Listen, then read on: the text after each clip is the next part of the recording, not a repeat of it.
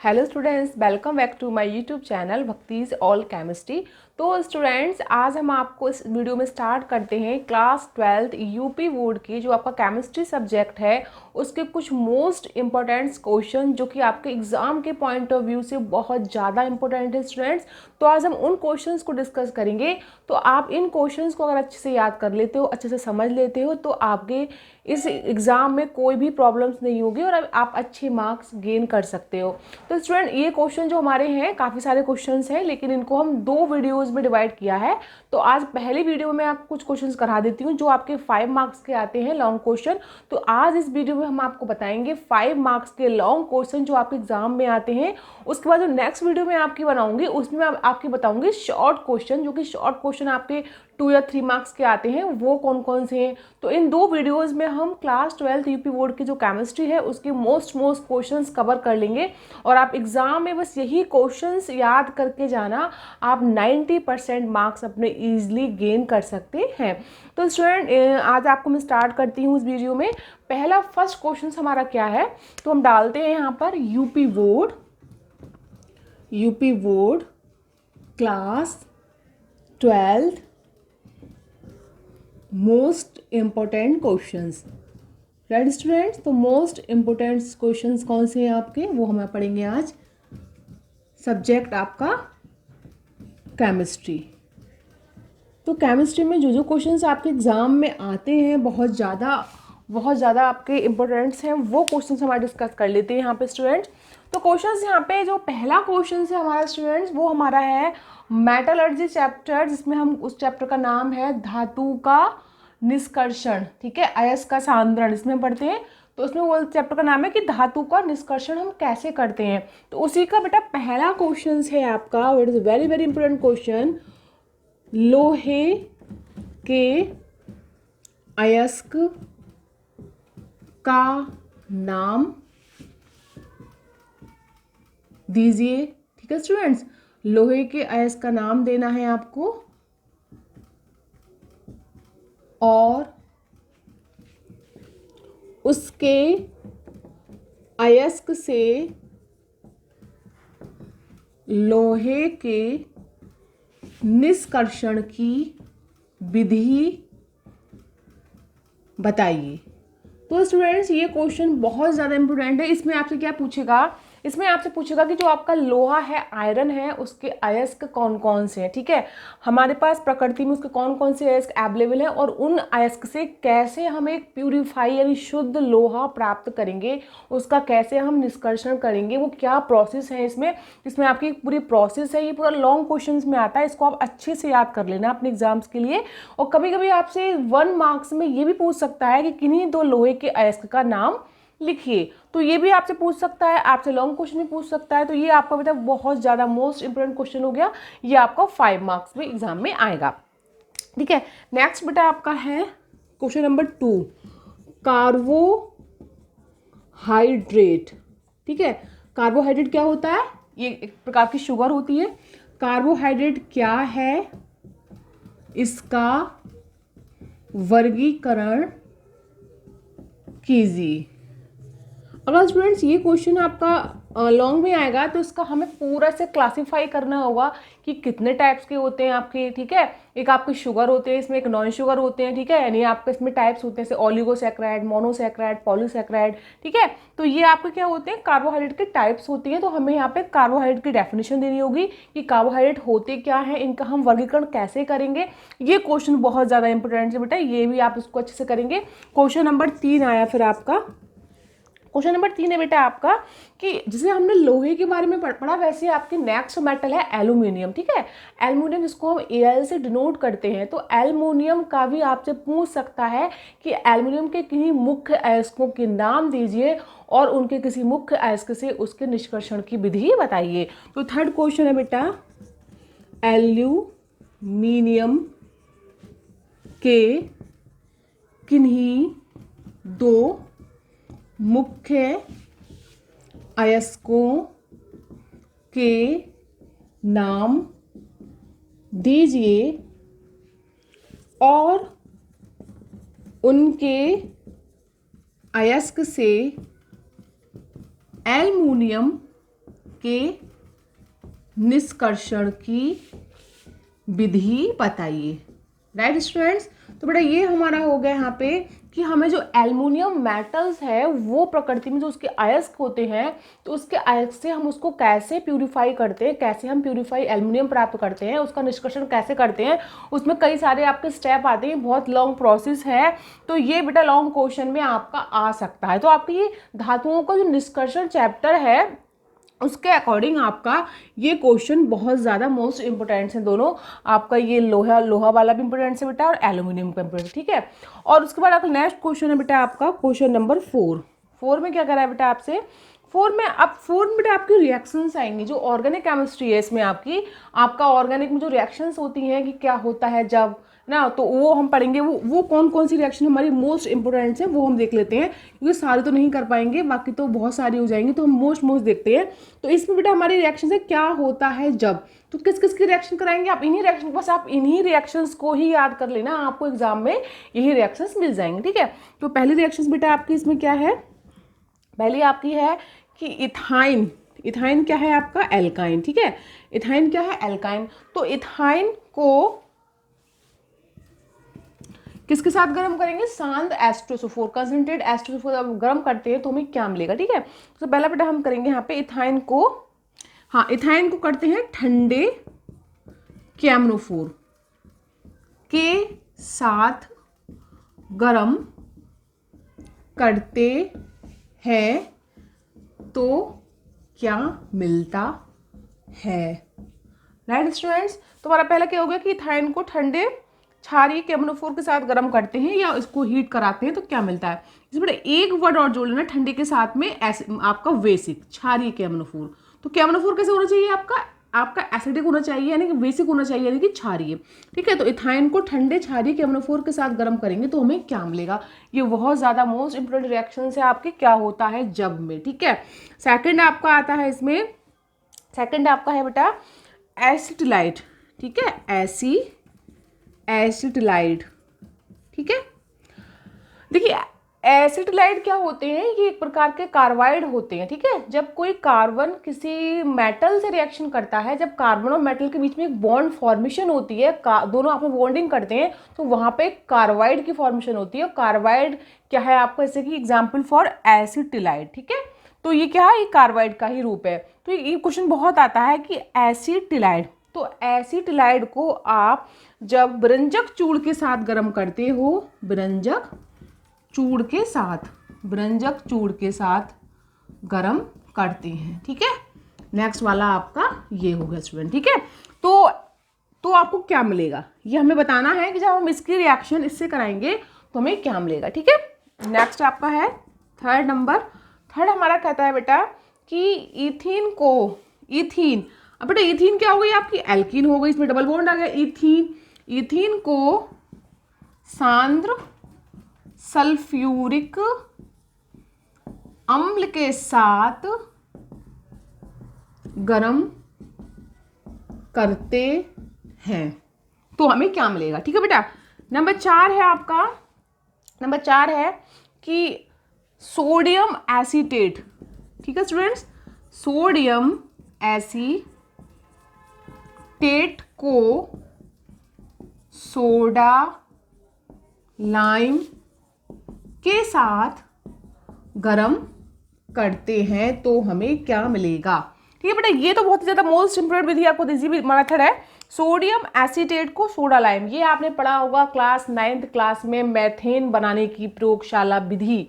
जो मैथेन की प्रयोगशाला विधि है उसमें आपका आता है कि सोडियम एसीटेट को सोडा लाइम के साथ गर्म करेंगे तो हमें क्या मिलेगा। तो बेटा इसमें हमेशा आपको याद रखना है, इसमें आपको हमेशा मिलेगी मेथेन गैस, ठीक है। तो ये भी आपको कभी कभी एग्जाम में आ जाता है, क्या होता है जब, ठीक है बेटा। नेक्स्ट बेटा आपकी अगली है नंबर 5, अब है आपका नाइट्रोबेंजीन, ठीक है। तो नाइट्रोबेंजीन को किसके साथ गर्म करेंगे, उसको हम हीट करेंगे किसके साथ बेटा, SN/HCl से क्या कराते हैं बेटा, अभिक्रिया कराते हैं तो हमें क्या मिलेगा। राइट स्टूडेंट्स, ये आपको कितने हो गए, 5 हो गए।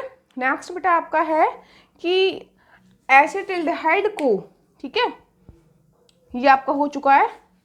लेकिन आपका एक तो आपका हो गया एसिटिलाइड, ये तो हमने कर लिया, तो इसको तो हम कर चुके हैं, तो इसका हम नेक्स्ट करते हैं नंबर 6। ठीक है, नंबर 6 में क्या है आपका, ये देखते हैं हम लोग कि अब वो इसमें अगर आपने यही याद कर लिए तो आपको एग्जाम में इसमें से आपको रखे हुए सारे क्या होता है जब मिल जाएंगे। ठीक है स्टूडेंट, नेक्स्ट आपका है बेटा इथाइल। 6 है आपका इथाइल ब्रोमाइड। इथाइल ब्रोमाइड को हम किसके साथ हीट करेंगे बेटा, इथाइल ब्रोमाइड को KCN पोटेशियम साइनाइड के साथ गर्म करते हैं। ठीक है बेटा, नेक्स्ट ये हो गया। नंबर 7 है आपका, नंबर 7 कह रहा है कि इथाइल एल्कोहल का हम क्या करते हैं, ऑक्सीडेशन। इथाइल एल्कोहल को ऑक्सीकृत करते हैं तो हमें क्या मिलेगा, मतलब आप उसका ऑक्सीडेशन करोगे तो इथाइल एल्कोहल से क्या बनेगा। ठीक है बेटा, ये नेक्स्ट हो गया आपका नंबर 7। ठीक है, नंबर 8 है आपका कि ये भी बहुत फेमस रिएक्शन है बेटा, ये बहुत ही आपकी क्लास 9th में, ये भी कि जब आप एसिटिलीन गैस को रेड हॉट ट्यूब में 300 डिग्री सेल्सियस पे पास करते हो और उस गैस को मतलब उसकी अभिक्रिया कराते हो तो आपको क्या मिलता है। तो स्टूडेंट्स में याद रखना, इसमें हमसे आपको बेंजीन मिलती है। ये बहुत फेमस रिएक्शन है, ये आपकी क्लास 9th में भी है, 12th में भी है, तो इसको हम बोलेंगे कि एसिटिलीन। ठीक है, एसिटिलीन क्या होती है आपकी गैस। ठीक है, एसिटिलीन गैस को रक्त तप्त नली में प्रवाहित करते हैं तो हमें क्या मिलेगा। तो बेटा इसमें हमेशा बेंजीन मिलती है। क्या मिलती है इसमें, बेंजीन मिलती है हमेशा। ठीक है, और बेंजीन की अगर जो बनाने की विधि होती है उसमें भी आपकी ये रिएक्शन काम में आती है। ठीक है, तो ये आपका क्लास 9th में रखा हुआ आपने ये। ठीक है, नेक्स्ट बेटा आपका नंबर 9। नंबर 9 क्या है बेटा इसमें रिएक्शन से आपकी, ये भी देख लेते हैं हम लोग। 9 है मीथेन की। मीथेन की आप सूर्य की मतलब उपस्थिति में क्लोरीन से रिएक्शन कराओगे तो क्या बनेगा। ये भी बहुत फेमस रिएक्शन है बेटा, इसे बोलते हैं हम, ये आपने पढ़ा होगा एल्केन चैप्टर में। एल्केन की प्रॉपर्टीज है एल्केन के हैलोजनीकरण, उसमें मैथेन के हैलोजनेशन में पढ़ते हैं हम ये रिएक्शन। तो क्या है नेक्स्ट क्या आपका, मीथेन का सूर्य के प्रकाश में क्लोरीन से क्रिया कराने पर, अगर आप मीथेन की क्रिया क्लोरीन से कराएंगे तो बेटा क्या मिलेगा ये बताना है। ठीक है, Cl2 से कराएंगे इसमें रिएक्शन हम इसकी। नेक्स्ट है बेटा आपका, नेक्स्ट बचा आपका कि इथाइल एथेनॉइड। ठीक है स्टूडेंट्स, इथाइल एथेनॉइड। नेक्स्ट है आपका 9 नंबर, इथाइल एथेनॉइड की क्रिया आप किससे कराएंगे बेटा, जलीय KOH के साथ कराएंगे। जलीय KOH के साथ कराते हैं, मतलब आप जब इथाइल एथेनॉइड की क्रिया जलीय KOH के साथ कराओगे तो क्या बनेगा। ठीक है, ये बहुत इंपॉर्टेंट रिएक्शन है आपकी। नेक्स्ट है बेटा आपका लास्ट बेटा रिएक्शन है आपकी 10। ठीक है, क्या है 10 वो भी देख लेते हैं क्या है अभी। तो आपने ये 10 रिएक्शंस कर ली तो आपको एग्जाम में इनमें से रिएक्शंस मिल जाएंगी। नेक्स्ट है बेटा 10 नंबर मिथाइल मैग्नीशियम ब्रोमाइड।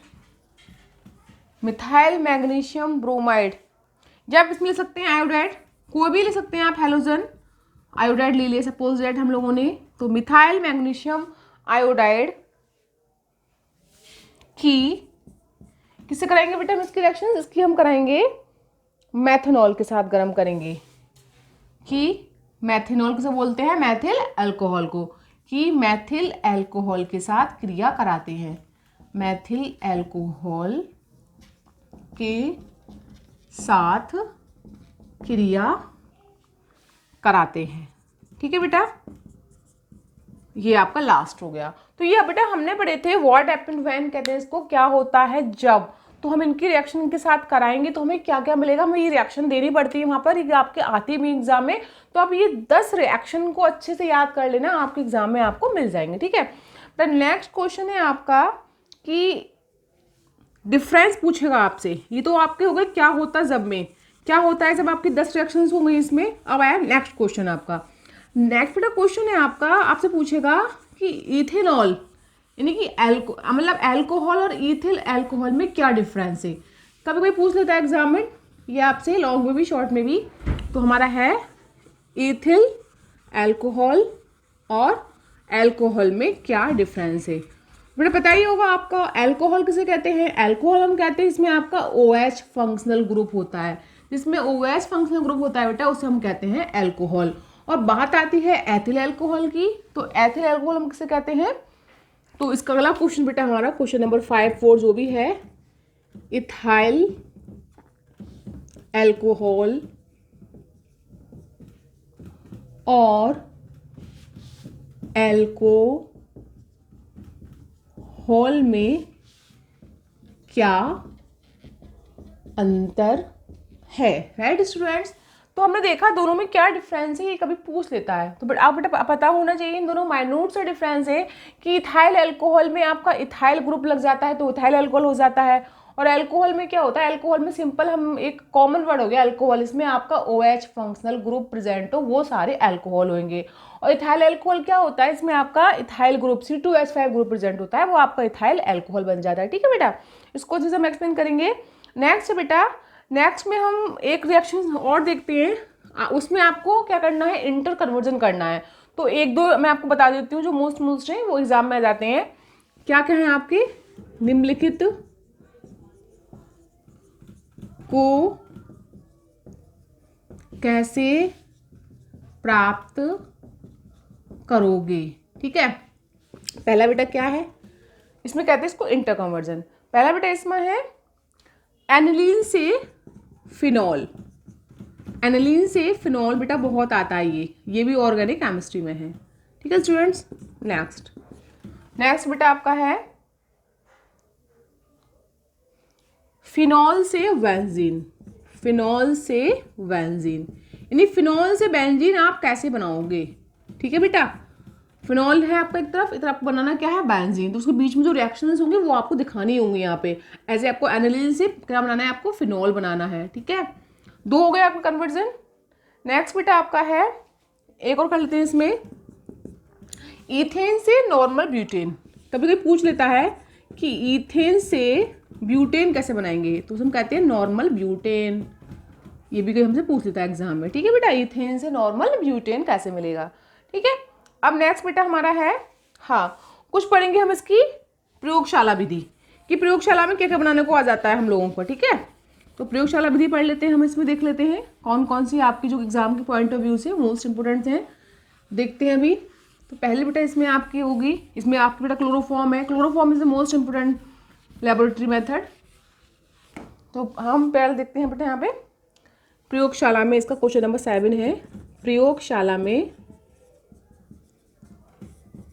क्या है, एथिल एमीन बनाने की विधि। इसको देख लेना बेटा, ये बहुत ज़्यादा आपका मोस्ट इम्पोर्टेंट है, ठीक है। क्वेश्चन नंबर 8, क्वेश्चन नंबर 8 क्या है बेटा, एथिलएमीन हो गया आपका। नेक्स्ट आपका है कि एथिलीन, कभी पूछ लेता है आपका कि प्रयोगशाला में आप एथिलीन कैसे बनाओगे। प्रयोगशाला में एथिलीन कैसे बनाओगे यानी इसकी मेथड पूछेगा आपसे, ठीक है बेटा। तो प्रयोगशाला में आपकी एथिलएमीन हो गई, प्रयोगशाला में आपकी एथिलीन हो गई। और एथिलीन तो आई थिंक क्लास 9th में ही पढ़ रखी होगी आपने, मेथेन, एथेन, एथिलीन, एसिटिलीन की, वही सब है आपके यहाँ आ गई, 12th में भी वही है, ठीक है। नेक्स्ट बेटा आपका है कि अब हाँ इसमें कुछ डेफिनेशन आपकी छोटी छोटी ना डेफिनेशन पूछ लेता है कि इसकी क्या होता है, इसको कैसे हम आइडेंटिफाई करेंगे, तो वो थोड़ा हम देख लेते हैं। तो क्वेश्चन नंबर बेटा 9 में कुछ डेफिनेशंस हैं आपकी शॉर्ट, वो मैं अब आपको बता देती हूँ। तो बेटा पहली आपकी है, उसमें हम लिखेंगे निम्न को परिभाषित कीजिए। निम्न को परिभाषित कीजिए, ठीक है बेटा, निम्न को परिभाषित कीजिए। तो पहला है बेटा आपका, पहला क्या है, ये क्वेश्चन बहुत आता है बेटा। NH3 का क्वथनांक pH3 से ज़्यादा होता है, क्यों? इसको आपको रीज़न देना है। जो अमोनिया है उसका फॉस्फीन से उसका बॉइलिंग पॉइंट ज़्यादा होता है, क्यों? ठीक है। नंबर दो है बेटा कि ये बेटा बहुत क्वेश्चन आता है, क्लोरोएसिटिक, ठीक है, अम्ल, एसिटिक अम्ल से प्रबल होता है, क्यों?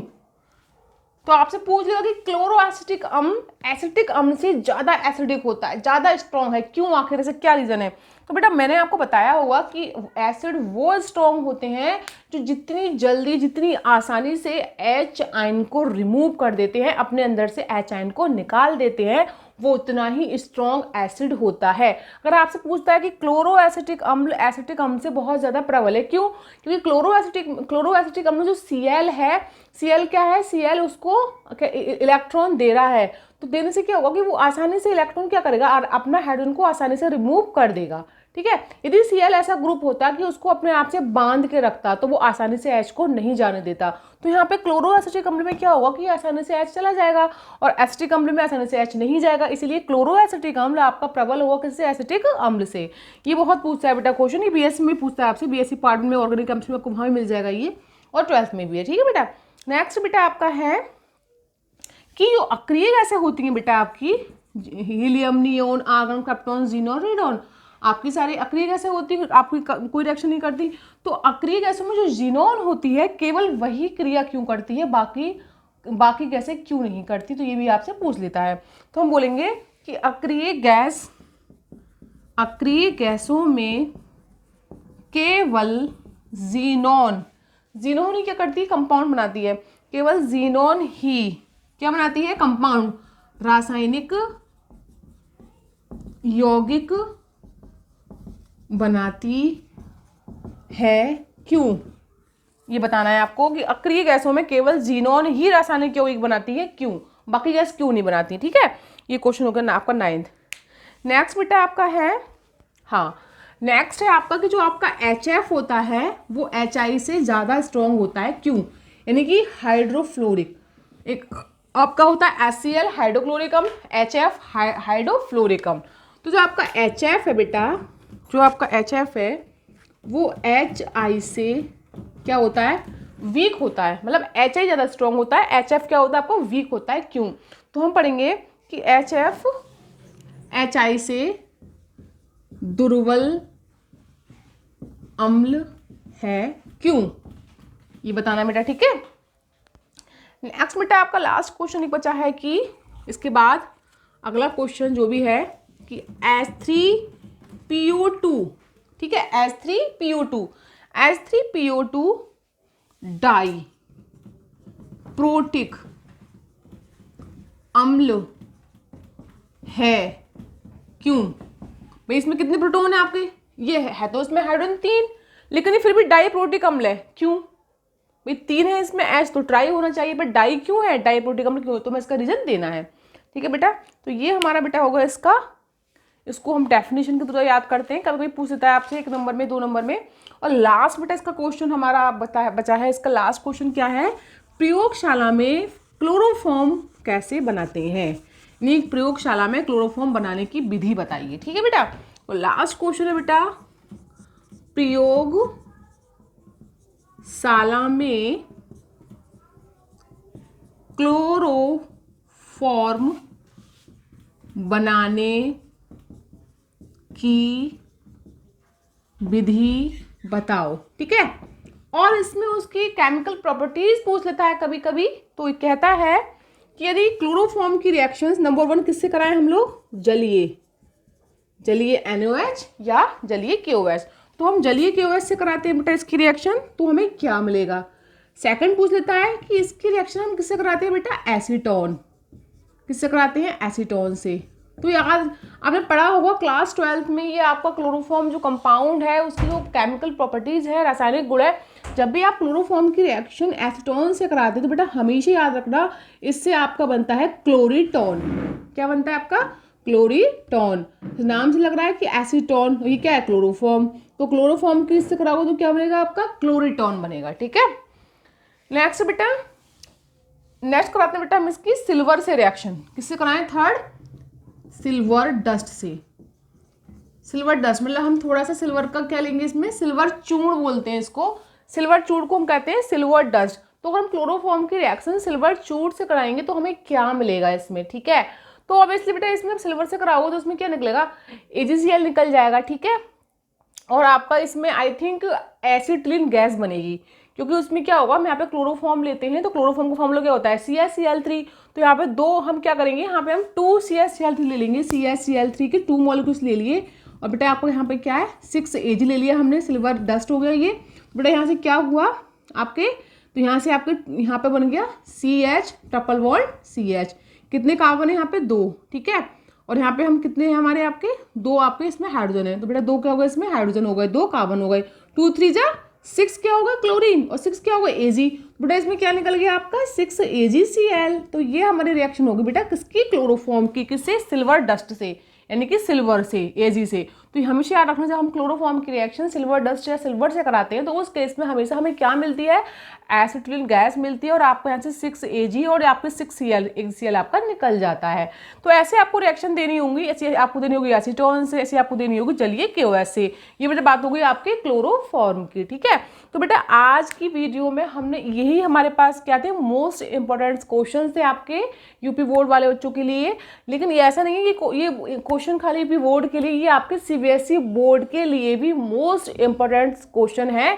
और दोनों में पता ही आपको सिलेबस सेम ही है, मतलब डिफरेंट नहीं है। तो ये अगर यूपी बोर्ड के लिए भी उतने ही हैं आपके मोस्ट, उतने ही आपके CBSE बोर्ड, दोनों बोर्ड के लिए है ये। ठीक है, तो आप इन क्वेश्चंस को अच्छे से कर लेना। ये 5 मार्क्स के सारे क्वेश्चंस हैं, और इसके अलावा हम इसमें कुछ आपकी जो शॉर्ट क्वेश्चन जो आपके 3 या 2 मार्क्स में आते हैं उस पर हम एक वीडियो और बनाएंगे। देन हमारे सारे मोस्ट इंपॉर्टेंट क्वेश्चन आपके फिनिश हो जाएंगे। उसमें आपका, उस वाली वीडियो में आपके शॉर्ट क्वेश्चंस होंगे, उसमें आपकी फिजिकल भी होगी और आपकी इनऑर्गेनिक भी होगी, और इसमें आपकी सारी क्या आ गई? ऑर्गेनिक आ गई। ऑर्गेनिक से ये क्वेश्चन आते हैं, सारे आपके मोस्ट क्वेश्चन आपके ये आ गए। ठीक है स्टूडेंट, तो स्टूडेंट इन क्वेश्चंस को अच्छे से आप पढ़ लेना, रिवाइज कर लेना, इन क्वेश्चन को मत छोड़ना, ये बहुत ज़्यादा मोस्ट क्वेश्चन है। और बाकी जो क्वेश्चन बचे हैं आपके शॉर्ट क्वेश्चन कौन कौन से मोस्ट है वो हम करेंगे नेक्स्ट वीडियो में। ठीक है, तो आज के लिए इतना ही काफ़ी है स्टूडेंट्स, मिलते हैं हम नेक्स्ट वीडियो में इसी क्वेश्चंस के साथ। न्यू वीडियो में करेंगे इसको कंप्लीट। तो आज के लिए इतना ही काफ़ी। Thank you.